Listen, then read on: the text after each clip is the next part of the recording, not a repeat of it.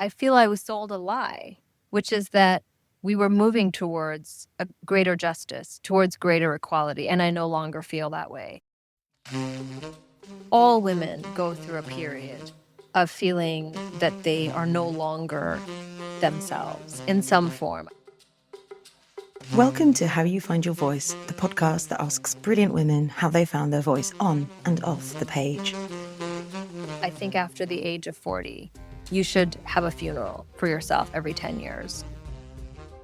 I have become obsessed with this whole idea of finding your voice and what it means creatively, personally, and collectively when we find it. I want to understand how you find it. And if you've lost it, how do you get it back? Join me as I talk to fascinating people who have found their voices and aren't afraid to use them. People who have found their purpose, their passion, and fearless, authentic expression. I'm talking about writers, activists, artists, thinkers, entrepreneurs. We're going to get into their work and their life stories. How did they do it? What were the turning points? What barriers did they overcome? How did they find the courage? And what tips and tricks do they have to navigate this business of becoming? I'm looking to reclaim my voice, yes, and to get my mojo back, but it's more than that. I want to understand this topic and look at it from all angles: historical, cultural, societal, biological, mythical, even mystical, and most of all, through a female lens. Let's not beat about the bush, it's mostly women I'll be speaking to, with the occasional brilliant man thrown in.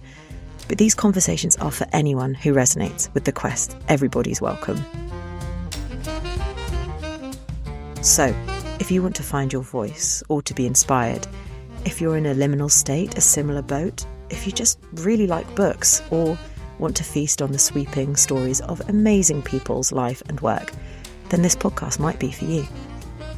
Please follow, subscribe, and join me on this voyage into voice. And maybe, just maybe, we'll find ours along the way. My guest today is the brilliant novelist and journalist Tahmima Anam. Tahmima joined me to talk about her fifth and extraordinary novel, Uprising. It's the story of an island of sex workers in Bangladesh and their rebellion. It deals with the themes of protest and freedom, patriarchy and power, and it reads like a dark fairy tale. Tahmima was born in Bangladesh into a politically active family of revolutionaries and feminists, as she describes them. So she's always been drawn to these ideas, and you can see the influences at play in this unflinching book. We talk about the world of the novel, but also about what it means to be a woman right now. We talk about motherhood and the loss of self, about friendship, feminism, and female rage. And Tahmima had lots of interesting thoughts on growing older and caring less about what other people think, and about finding your way back to yourself. I hope you enjoy it. So you're here to talk about your journey to finding your voice, but also to talk about your latest book, which I've got a copy here. It's Uprising. It's a beautiful book. I love what they did with the cover, and because I can take no credit for it, I can unashamedly say it's really beautiful. It's a really beautiful book, but not only is it beautiful to look at, and the cover's great and all of that, I was completely blown away by this book. I have not been able to stop thinking about it since I read it. Thank you. It was like raging. I was like crying. It was devastating and really, really, really thought-provoking. So I'm really excited to get into it. So Uprising is about a group of women who live on a remote island in Bangladesh, and they have been sold into lives of servitude. They've basically been trafficked or sold by their family, and they're a group of sex workers, and their lives are controlled by this madame, this woman called Amma, who abuses and controls them, shall we say. And the whole story is told really effectively through the collective we. It's narrated by the children of these women. They talk about our mothers, and there's this sense of kind of fatalism. They're all resigned to their fates, and the daughters are going to follow in their mother's footsteps, even if they don't want to, until a new girl arrives on the island, the incredible character of Kasum, and she refuses ultimately to submit to this life, and she sparks a rebellion. Why did you want to tell this story, and why now? What was the spark of inspiration for you? I've always been interested in revolutions. My parents were really involved in the Bangladesh War of Independence. So they, grew up under occupation, and they, as teenagers, were in this war. And so the kind of themes of protest, liberation, have always been fascinating to me. And I have wanted to set a novel on this island for about 15 years. I accidentally sailed past it once and somebody pointed it out to me. And I thought, gosh, what a incredible thing to exist in the world. You almost think, is this a real place? It felt so outside of my concept of reality. But I didn't just want to tell a story of suffering. I wanted to tell a story that was more energetic than that. And so when I realized it could be not just about the island and the women and how they came to be there, but about how they decided to leave and what led to their liberation. And I think in this moment in history, we're all thinking about protest, we're all thinking about patriarchy, we're thinking about liberation. And so that really gave me that sort of strong moral urge to tell the story. That is really interesting. So the island that you reference, it's Bashinta Island Yep. in Bangladesh. It's in southern Bangladesh on the way to the mangrove forest, which is like the largest mangrove forest in the world. So a lot of people go by the island to visit the forest, and that's how I came to know about it myself. You're a cultural anthropologist, aren't you? Was it like a research trip? No, I was actually with my husband. We had just gotten married. It was his first time in Bangladesh, and there was like a boat tour that we had heard about. And so we were in the city and we took an overnight bus to the coast. And we got off the bus and we landed up on this pier where we were going to catch our boat to visit the forest. Mangroves are forests that are submerged in water. So the only way to visit them is to go on a boat. And we were on this boat on our way when somebody pointed out to me and said, "Oh, look, it's the floating brothel." And I was like, that's not a real thing. And then I came back and I read about it. And it turns out many journalists, especially photographers, had visited and taken pictures of the island and the women, almost as a kind of fascinating story about climate change and about servitude and about poverty. And I was like, okay, I really want to write a story set here, but I don't want it to be about that. I want it to be about something else. And it took me a long time to figure out what that thing was. And how did you go about figuring out what it was? Because what you just said, you didn't want to create a kind of story of suffering. I mean, obviously, a lot of suffering in the book, and it's unflinching and it's quite hard to read and it's very moving, but you give the character so much dignity and humanity, and it's an arc of empowerment and sort of resistance. How did you find the kernel of the story? I guess I wanted the story to feel exhilarating in a way, which is a weird thing to say about a place like that. But I think it's only out of this kind of deep darkness and this kind of like terrible pain that these women are going through that we can really feel this. I felt high when I'd finished writing it in a weird way, because I felt like I had gone on this incredible journey of really putting myself in the minds of a situation that felt almost intolerable to think about. And their kind of story of liberation made me feel incredibly joyful and powerful at the end. So I don't really know when I came up with the idea, but I think that when I realized it could be about that, it could be about the escape and not the entrapment, that is then when I really wanted to write the story. Sounds like, yeah, you were writing to maybe kind of a feeling. Yes, a feeling that I wanted to feel, the feeling I wanted others to feel. And, growing up with these parents who were revolutionaries, I was almost jealous of them when I was growing up, because they had this mission that their lives were kind of scaffolded by this movement, and everything that they did after that was like, well, you were born in a free country because we decided to fight for that. And these are the values. And, growing up in a household which was so political and so morally motivated. And so I felt like maybe I was writing my way into that feeling a little bit. Yeah, that makes sense. It must have really influenced you from a young age. You're clearly a feminist as well. I wondered, do you remember when you understood what we're dealing with, or when your feminism was born? That's a great question. I mean, I grew up in a family where it was assumed that we would all be feminist. It was not a journey that I took on my own.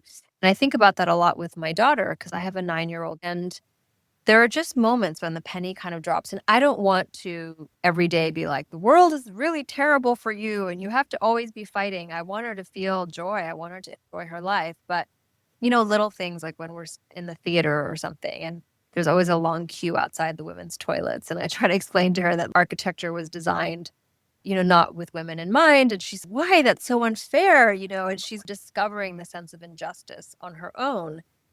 And I think for my family that I grew up in and the family that I am creating, I think feminism is an assumption. We assume that we are feminists because we believe in equality, not because we want to oppress men or because we hate men, but because we want everyone to be equal. And if you want everyone to be equal, then you are a feminist. And so it's almost something that I took for granted would be my politics. And I hope that my children will be as evangelical about it as I am when they're themselves become parents. Yeah, it's great that you're having those conversations at this age. I've got a 9-year-old. My son is 9. And yeah, I'm very conscious of having these sorts of conversations as well. Yeah. And like this idea, like, how do we raise boys? I mean, I think we talk about justice, we talk about fairness, we talk about equality. It's not just justice for women. It's about creating, a vision of life in which all human life is fully valued. And if you believe that, then it's a kind of natural step. And I think that it's very difficult in this world where so much kind of misogynistic content to try to handle that really delicately and to become really aware of the forces that are outside of your family that are going to really deeply influence, in this case, your son and mine too, who's 12. Yeah. I mean, there's so much to unpick there. I want to come back to that idea of justice and link it to the almost dark fairy tale. Yeah. Which I found really interesting. But also maybe it's a good point to talk about men. I mean, men do not come across brilliantly in this book, but there's definitely a sense that, I mean, okay, so they're like fickle. They oscillate between wanting women and shunning them. They're cruel, but they are depicted as cogs in a machine. Like Pus's character, she has this realization, which is like a big turning point, that it's the system. Yeah, what were you looking to explore about kind of masculinity within this patriarchal system? I found it really fascinating. Thank you. I think you're right. It is the system. And this is not a polemic against men. It's, it's a novel about individual humans. And in it, the person who is the most kind of the baddie, if there was one, is a woman, but she is created by a system and she is creating the system. So I think the idea is that we all are trapped within these frameworks of oppression. And she happens to be a woman, but she is committing violence upon these women more than any, right? So it's really not about individual men. It's not about all men. It's not an indictment of men. It's an indictment of a system. It's an indictment of what creates the conditions that make it possible for certain women to be basically indentured, right? For their bodies to be bought and sold. And I really hope that comes across, that in a way, using that collective voice means that we're talking about us all being in this system together. Yeah, absolutely. It does come across. And I thought that was really interesting that Alma is, I mean, she is the absolute villain of the piece. There are other female villains in the piece, actually, but I don't want to give too much away. The book's coming out in 2 days, isn't it? But there's Alma isn't like a 2D character. She's got her own backstory, which is really harrowing, which I think was important for you to include. I wanted to ask you about, did you do a lot of research when you were creating these characters? Because as well as the kind of narrative of the events unfolding, there are also chapters going back looking at the origin stories of these women and how they came to the island. Did you have to do a lot of research for that? Was that just a complete imagination? First of all, I have visited the island, the real island, but it wasn't until after I finished the book. I didn't want it to be a documentary. I didn't want it to be a sort of like nonfiction story. I didn't want to be too influenced by having been there. So I have been there, but it wasn't until after I finished writing. And in terms of the backstories, it's funny. I did less research for this book than I have for any of my books. And I found the experience of writing this novel to be really personally quite painful, partly because I had to tell some really dark stories. And then I was wondering, why do I know these stories? Like, why is that in my brain? And one time I was writing one of the chapters, in fact, Amma's backstory, which I'm guessing that you read. And I became physically ill after I wrote that. And I became so ill. I had this violent reaction to my own story. It was almost like somebody else was telling me the story and I was just writing it down. And then when I read it back, I was like, what? This is so awful. And so it was this fascinating experience of almost being like the conduit of a story rather than its author. And I know that sounds really weird, but I sometimes almost felt like I wasn't the person who wrote the book, that it was told to me in some kind of very strange and mysterious way. So I guess the short answer to your question is no, I didn't do any research on the backstories. I have visited the island and I did some research on the island and I watched some films, but that was basically it. That's so interesting. It's almost, I don't want to say channeling, but it's, like you were a conduit, that the story kind of came through you. It's very universal. I mean, it's obviously very specific because it's about women on Yeah. an island that's semi-fictional, but, does exist, which is, I mean, yeah, kind of mind-blowing that this floating brothel sanctioned by the government. But it is universal as well. You alluded to the fact that women's rights perhaps are being rolled back the world at the moment. What were you looking to say about women's rights with this book? I think it's a little bit tricky to go into writing a book feeling like you want to have something to say. I mean, obviously, I have things that I want to say. I think that it's important as a novelist to enter into a story and see where it leads and be led by the characters. And I have my own personal kind of like soapbox that I want to stand on and say, I feel I feel I was sold a lie, which is that we were moving towards a greater justice, towards greater equality, and I no longer feel that way. And that is like my abiding sense of the world right now. What was the moment when you felt we were moving away from? Gosh, I don't know. I mean, you can name any of the things, any of the different things that have happened in the last, I don't know, 5 to 10 years, whether it's a kind of systematic rolling back of women's rights, whether it's the changes in legislation around our bodies, whether it's the exposure of, how technology is working to oppress us in new and evolving ways, whether it's political leaders who espouse a kind of toxic masculinity and create role models for generations of men. I mean, there are so many steps to that. I can only say that, this sense of injustice or outrage has dawned on me over the course of several years, or that sense of, maybe things aren't moving in the right direction. So as a human, I feel that way. As a novelist, I wanted to tell this particular story. And, when people ask, is this novel an autobiographical story? People always ask that of writers, right? Obviously, this is not for me, but I think that a story will always meet a writer where they are. And so this is where I am. And so this was almost the only story that I could tell. This was a story that felt most urgent to me. And all of my feelings about the world and my anger and disappointment are in this novel.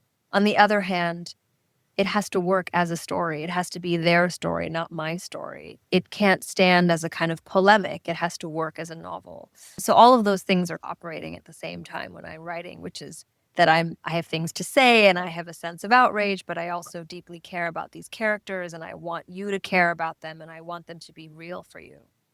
They feel incredibly real. Yeah. I was wondering if it was cathartic to write. I feel like there's a lot of female rage going on at the moment. And I wanted to ask you about how you feel. How are you in relationship to your rage? And was this cathartic to write, or did it enrage you while you wrote? That's a great question, Jessie, and thank you for asking. Sometimes I go through life and I wonder, how do people who don't have somewhere to put all of their life experiences live? Because there are so many privileges to being a writer. It was always my dream, something that I feel so grateful for and surprised by continually. But one of the things I'm most grateful for is that I both get to live my life, but also mine my life. And I get to have these experiences, which can be very intense, but think, okay, I'm going to put this somewhere. And so in this case, all of my feelings about the world and where it's at had a place. Now, it's my job not to overshadow a story with my own sense of injustice or right or wrong.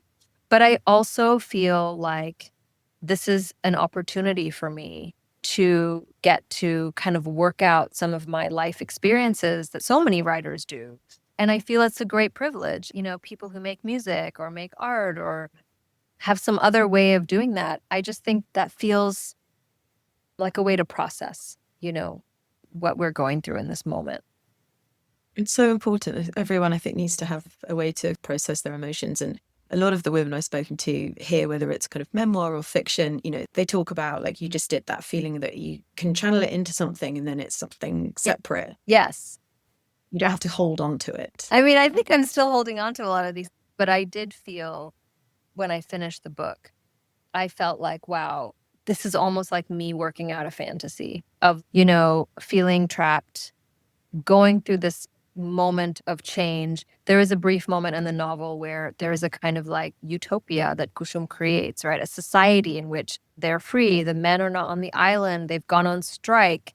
And the first thing that she does with the little money she has is she builds a tube well. Now, if you come from a place like Bangladesh, like fresh water or clean water is like a very, scarce resource, especially in a place that's being inundated by salt water. And so these women taste this like sweet water for the very first time. And so the sweet water is this thing that delights everybody and brings joy. So these are all like a wish fulfillment, right? This is like me creating a situation where these women are trapped and then they find this brief moment of utopia.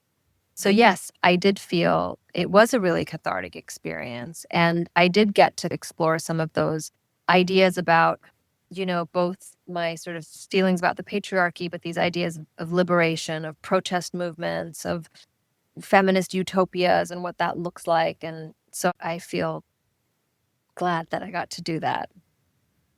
Yeah, I love the sort of feminist utopia that was created on the island. And that was really moving when they drink the water and it's sweet and they stop fighting. And that's really interesting that Kusum is kind of like forcing them to, stop taking the drugs that are numbing them. They're taking pride in themselves. And it's not really teaching the children. I mean, she was teaching them anyway. Yeah. Quite interested in like ideas around matriarchy and stuff. And then one of the things that people talk about is that matriarchy isn't replacing patriarchy, but what it does is it centers the children. Yeah. I thought that was really interesting. And you could argue, I suppose, that they were living in a matriarchy, but Amma I guess she was an agent of patriarchy then, wasn't she? It was wonderful to see and to imagine what a feminist utopia could be. You said the word fantasy there. And so I think I want to come back to this, the way that this book reads like a dark fairy tale. You mentioned justice earlier. Obviously, fairy tales are very preoccupied with justice. I just wanted to explore that and ask you about Bon Bibi, which I found really fascinating. She is like a local deity of that part of the country.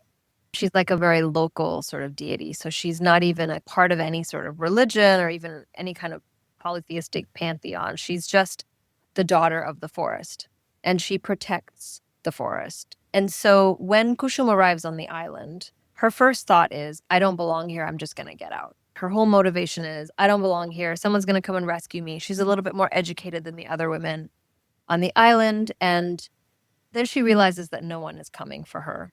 But the children, from the very moment she lands, are like, this is Bon Bibi. She's come to rescue us. She's going to get us off the island. She's going to, change our fates. And Kushum, like, really resists that. And, I don't want this to be a magic realist novel. And I think we know that there is no Bon Bibi, and Kushum she is mortal. She is human. But it's important for the children to believe that someone is coming for them, that she becomes that figure. And so the myth is overlaid with the desire of these children to believe in something. And it's really about the power of the story, right? It's not about whether Bon Bibi is real or not. It's about how real she is to them and how much they need her to be real. So that's where it enters a sort of like fable or fairy tale-like quality. And I really think that when we tell stories about women leading movements like Kushum, there is a kind of mythic quality to that. And I think that it's important and really powerful to imagine that while we are living our quotidian lives, there's another story that can live beside us, which is the story of a mythic female goddess being who is going to guide us to liberation, which doesn't mean that we should place our faith necessarily in that, but also we can live alongside it. And I think it's really important for the children to live alongside that idea. It gives them hope. It does. It gives them hope. It gives them a sense that they're not trapped. And their biggest fear is that they're going to grow up and become their mothers, right? That's their number one fear, is that as soon as they reach a certain age, they will no longer be considered children. And that's also one of the turning points, I think, in, the kind of realization that this could really happen, that sort of mobilizes women, doesn't it? Yeah, you mentioned the power of story there. There's kind of another part where they start to understand that they are a kind of fable for other women throughout the world. It's, the power of Bon Bibi, but also the power of them as a story. What's the one thing that you want people to take away from your story, from this book? I mean, I hope that people will feel, as I did, a kind of sense of exhilaration at seeing what is possible when people get together and say no to something. And in this case, it's people who have the least amount of power. So the notion of a group of prostitutes, indentured prostitutes who would go on a sex strike, is very unlikely. But it's a sort of question which is like, if they can say no, if they can protest, so can anyone. And so I hope that it brings that sense of empowerment or that sense of possibility to people, as they go through the whole journey with them, of really deeply going inside their experience of imprisonment and entrapment, and then to their story of liberation. Yeah, absolutely. I wanted to ask you about Bangladeshi politics. Okay. And whether there was any sort of allegory or parallel between what's going on in the book, because obviously Kushum, the reason that she ends up on the island is because she gets involved in a protest. And obviously they've recently, I think a couple of years ago, there were protests against Sheikh Hasina. Are you trying to say anything about the political situation? I mean, Bangladesh has a long history of protest movements, but certainly the novel being set in a contemporary moment means that Kushum was part of what is called the Mons Revolution, or the July Uprising in Bangladesh. And that was in 2024, the movement against Sheikh Hasina, who had originally been a democratically elected leader, but in her 15-year tenure in Bangladesh had become corrupt, autocratic, and ultimately a murderous dictator. And Kushum, she isn't a natural ally of that movement because she is a working class woman, and she, isn't part of the kind of educated elite, the students who really were at the heart of that movement. But she attends one of the protests and she gets to know them, and they take her in because she has an incredible singing voice. So she becomes this, woman who they kind of embrace because she leads them on their marches with her voice. And she says to her sister, who is at home, saying, "Why are you out there? This is not for you. This is a movement of educated people." She says, when the policeman beats the legs of the protesters, he doesn't know if he's beating the legs of a rich girl or a poor girl. And that little taste that she has of being among a crowd of people and not being identified as the poor one really ignites something in her. And she takes that sense of that revolutionary spirit with her to the island. And yes, that is definitely a direct reference to the July Uprising. In fact, in Bangladesh, because the novel is called Uprising, they were like, "Oh, is this a novel about the July Uprising?" And I say, no, but it, references it in an oblique way. In an oblique way, yeah. I loved how important her voice is throughout the story. As you just described, it's her beautiful singing voice that kind of gets her wrapped up in protest, and then she tastes this freedom, like you said. It ignites something in her. Also, she uses her voice to her advantage on the island. And then she's inspiring the other women to find their voices as well. How important is finding your voice as a theme to you in your work? It's hugely important. I mean, I never underestimate the privilege I have of being able to speak. And that comes from generations of people in my ancestry who protested something. My grandfather was born in colonial India. My father was born right on the edge of independence from British rule. I'm sort of the product of many revolutions. And so I really carry that with me. And I think I am able to speak. I have the freedom to speak because of all those revolutions. And I don't ever take that for granted. And for Kushum, that's a much more difficult journey. But she starts out, her story is that she's with her dad, and her dad owes someone money. And he says, "Okay, I will cancel your debt if your daughter sings for me." And he requests these songs. And there's a young man in the shop next door, and he hears her sing, and he falls in love with her. and he asks to marry her. And so when she's going on this protest, she says to her sister, "Oh, I just feel a sense of freedom." And her sister was like, "Why? You're about to get married. You have the freedom because the man she's going to marry is much more kind of financially secure than her family is. You have the freedom to eat whatever you want." I mean, that's to her the greatest form of freedom, right? And so I think that the idea is that her voice, her singing voice, is her route to liberation. I wanted to make that allegorical point. Also, in Bangladesh, music is a huge thing. In protest movements, singing, it was like a massive kind of point of bringing people together, this collective voice. And people still sing protest songs on a pretty regular basis. And every single kind of occasion, not just cultural rituals, but also marking of important historical events are marked by singing. And so she really represents that kind of Bengali heritage of poetry and music being part of a revolutionary movement. Oh, I love that. That's really fascinating. You just mentioned there that you come from a sort of like lineage of protesters. This story is about sidelined and voiceless women finding power and finding their voice. Have you ever felt voiceless or sidelined? Is there any time in your life where you felt you'd lost your voice? That's such a good question. I don't think anyone's asked that. I mean, I would say that, becoming a mother is a really profoundly empowering and moving and powerful experience. But all women go through a period of feeling that they are no longer themselves in some form. I don't know a single woman who's become a mother who hasn't gone through that. And it's a deep sort of biological and psychic form of metamorphosis, right? And so all of the things that you hold to be true before you have children, almost all of those things have to be reimagined. And you know this because you are also a mother.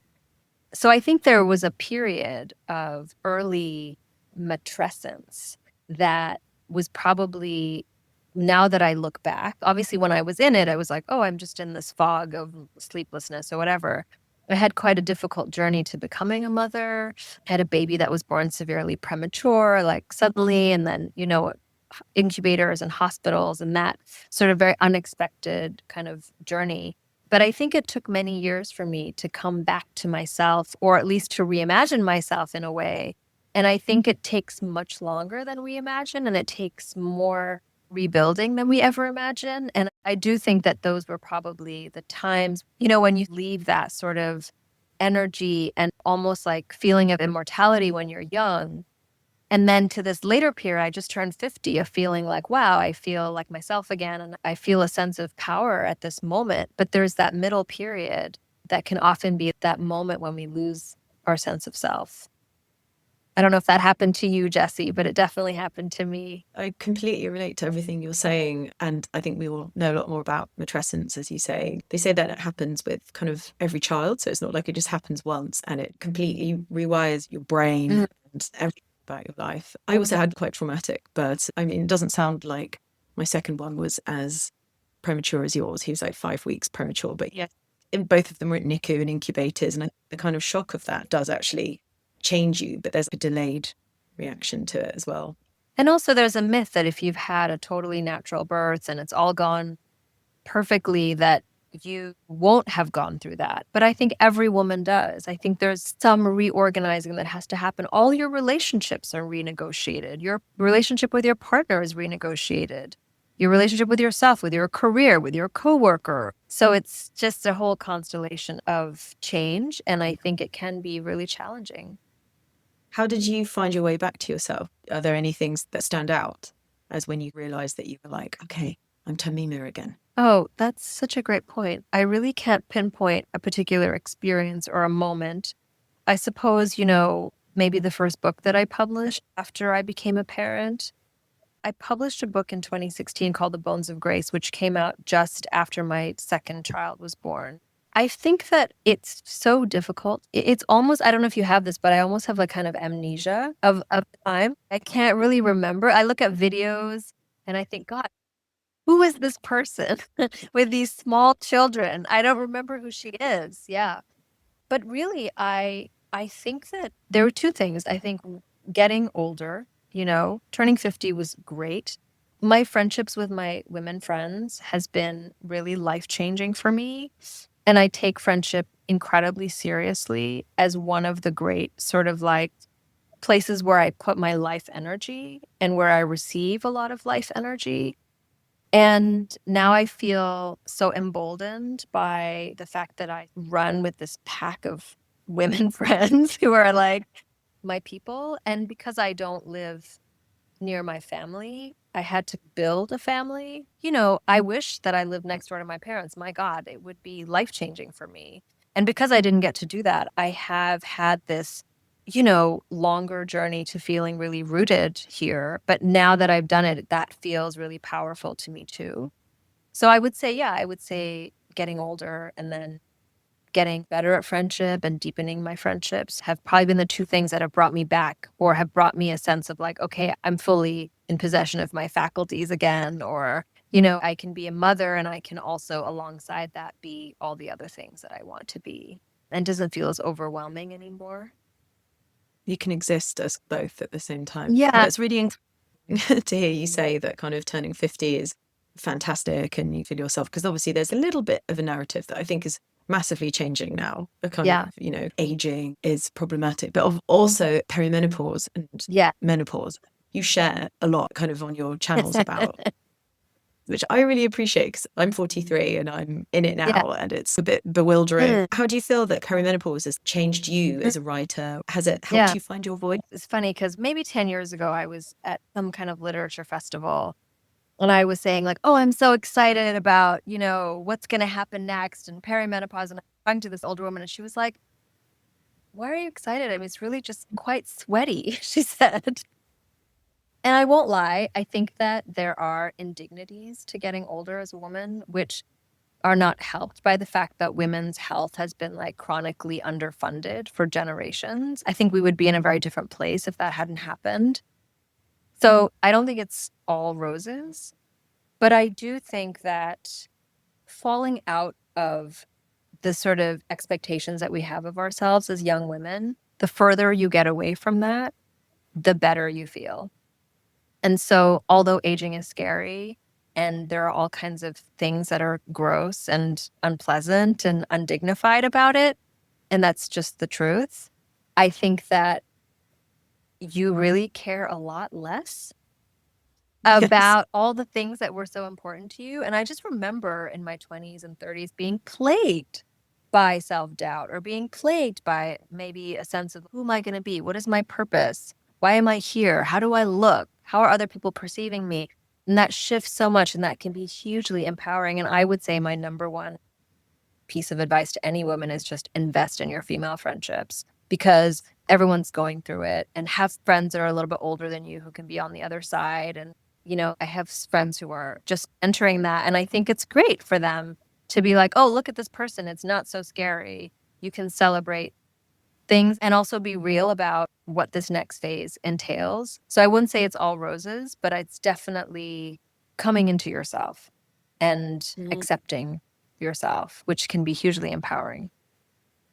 Absolutely. You just mentioned like the preoccupations of being a younger woman, I suppose, and the whole kind of how do I look and sort of like being pretty. There's an element to that in the book, isn't there? I thought that was like an interesting part of it. The kind of dismantling of that is the path of empowerment. For sure, for sure. I mean, I think that one of the great joys of this book is that I got to say through the voices of these women all the things that I feel about a number of things, right?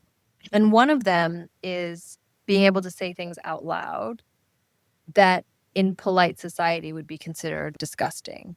And so there's a moment when Kushum tells the women that they should stop bathing.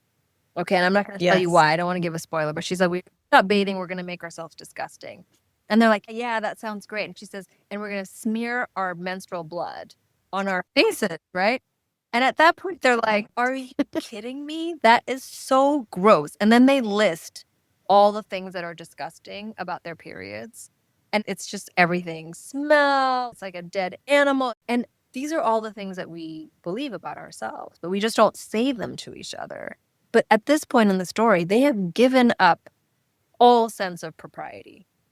They are in a war with the world, with society, with each other. I mean, they are like in the trenches. And so everything just comes out. And I really love that. This idea that they will be free by making themselves disgusting. That to me was like a very powerful idea. And because I was the writer, I got to make them do that. But I also got to make them talk about why it's really uncomfortable, why it's unpleasant, why it's something that kind of horrifies and disgusts them. Because it disgusts the men. We are taught. And Kushum is like, why is this blood more disgusting than any other blood? And they're like, because. And then they say all the things. They parrot all the things they've been taught, right? And all the shame, because these women have been shamed in so many ways. What's these women's relationship to shame? Yeah, that question. I mean, I think that they exist so far out of the bounds of society that the normal discourse of shame almost doesn't apply to them. And so even before they go on this journey with Kushum, are more casual about talking about their bodies and talking about sex, talking about men, talking about, things that they otherwise would consider to be taboo, because it's almost like they're beyond shame.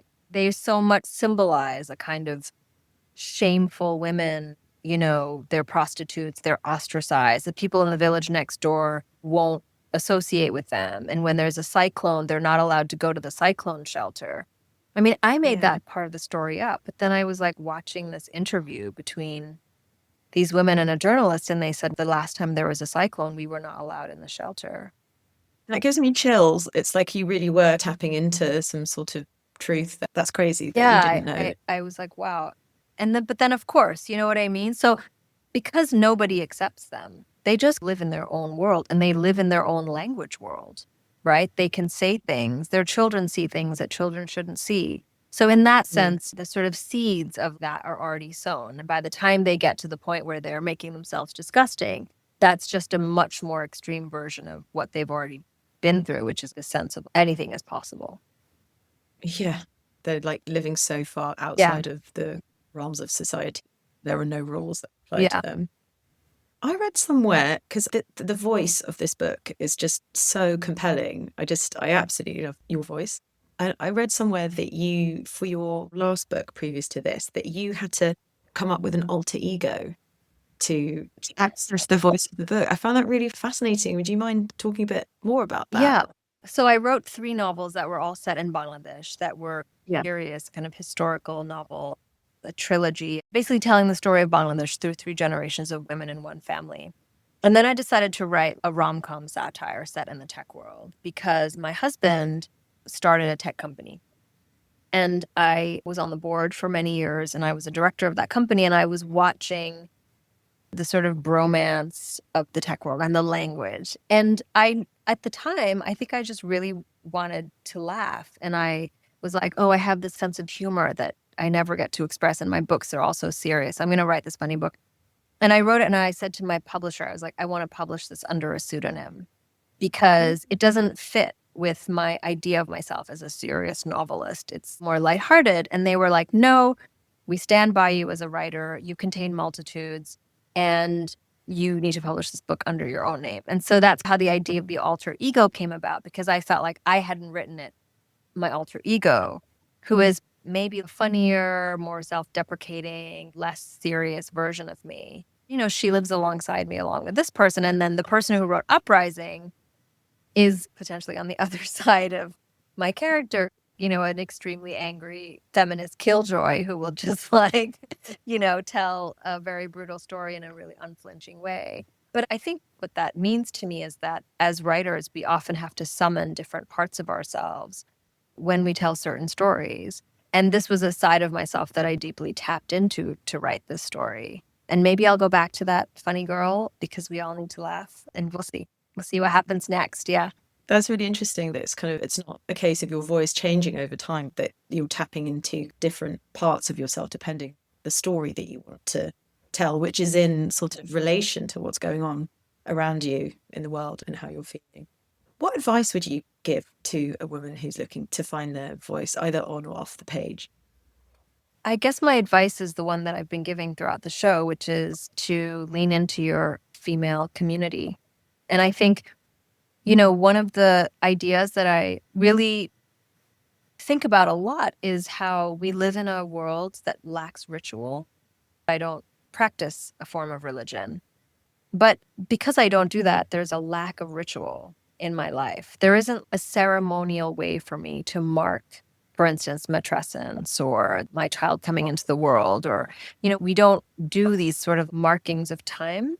And I think the lack of ritual and the lack of community is really one of the things that makes us feel that sense of loneliness and alienation. And to me, that sense of community is with my women friends. When I turned 50, we decided to go away for a weekend. I went away with 10 of my best girlfriends, many of whom didn't know each other. And instead of having a weekend where we were just having fun and, drinking champagne, we decided that we were going to have deep conversations. And my sister-in-law, Jasmine, who is a sort of, I don't know, she's like a modern day spirit medium kind of person. She led us in these intense conversations. We talked about our lives, about our dreams, about our children, about our relationships. And it was this amazing ritual of deep radical empathy and kind of self-revelation. And I felt like a completely changed person at the end of it. So I would say engaging in rituals and a sense of community with women would be how I maintain my sense of self and find my voice. That's so beautiful. What a way to mark your 50th. And I completely agree that we need more ritual in our lives. Have you, after that experience, have you continued to have those meetings? I'm imagining like a women's circle coming out of it, or was it just like a one moment? I mean, I would love to do it again, but it was like attending my own funeral because a lot of people were talking about me. And I think after the age of 40, you should have a funeral for yourself every 10 years. Yeah. You should just be like, I'm dead. What are you saying about me? And then give people the opportunity to say things to you while you're still alive that they would otherwise normally only wait until you died to say. Why wait until you're dead? You're not going to hear it. You should hear it when you're alive, A lot of my friends are turning 40 this year. We all kind of joke because a lot of us are unmarried, even if we're in like long-term partnerships. It felt like a wedding to ourselves. Yeah. Absolutely. Yeah, the 50th, your funeral and all your friends attending. Yes. In 10 years, I will hopefully still be alive in my body, but I will die again in a ritual and get people to say really lovely and loving things to me. It sounds like a good plan. So we're coming to the end now, sadly, but I wanted to ask you, who's your favorite female writer of all time? Toni Morrison, no doubt. Yeah. Is there a particular novel of hers that you... I mean, I've recently been rereading all her books because there is an American academic called Namra Pell who wrote a book of essays, and each of the essays is about one of Morrison's novels. And so I've been rereading the novels alongside the essays, the essays are incredible, and they're just making me read the books in a totally new way. And I really recently reread Jazz, which I think is just incredible. I think Beloved will always be my favorite Toni Morrison novel because it is an absolute masterpiece. Every page is a revelation. But there are so many other great works, and she is really, really one for the ages. That is an amazing book. Tahmima, thank you so much for talking to me. It's been a joy. And I haven't asked you, are you working on a novel at the moment? Can we expect something else coming up? Not at the moment. I wish that I was, because it would take the edge off the anxiety of publication. But unfortunately, I'm not working on anything right now. So the book comes out in 2 days. Are you anxious about it? I mean, it's the sort of, the thrill, and also how are people going to respond to it? Is it going to reach people? Is it going to speak to them? I mean, that's really all that a writer wants, is to touch hearts, really. Touch hearts, change minds. Just a little tiny ambition.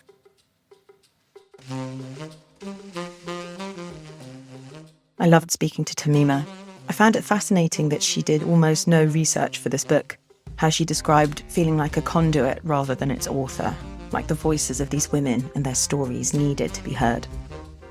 What really stood out to me was what Tahmima said about female friendship. She spoke so beautifully about the women who've accompanied her through the different chapters of her life, the tough times and the transition, and how important it is to invest in those friendships fiercely and to hold them close. I loved hearing about her 50th birthday, a weekend of deep sharing and ritual that changed her as a person. I agree that we need more ritual, and I really like her idea of holding a funeral for yourself while you're still alive. It's an intimidating prospect, but no doubt transformative. Would you give it a try? If you enjoyed this episode, do follow the podcast, leave a review or share it with someone who loves storytelling or complicated women. It really helps an independent podcast like this one. And if you'd like more conversations like this, along with behind-the-scenes reflections and thoughts on books, creativity and voice, you can join the How You Find Your Voice Substack. It's a new space to go a little deeper into the ideas, books and conversations that sit behind this project. I'd love to see you there. The link's in the show notes. Thank you for listening. Until next time.